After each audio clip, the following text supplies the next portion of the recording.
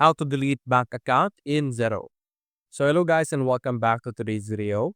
In today's video, let's teach you how you will be able to delete a bank account that you have connected in Xero. So as you can see here in our dashboard, you can see I have a bank sample here. And if you actually click on the three dots over here, there is no direct way for you to be able to delete your bank account in this method.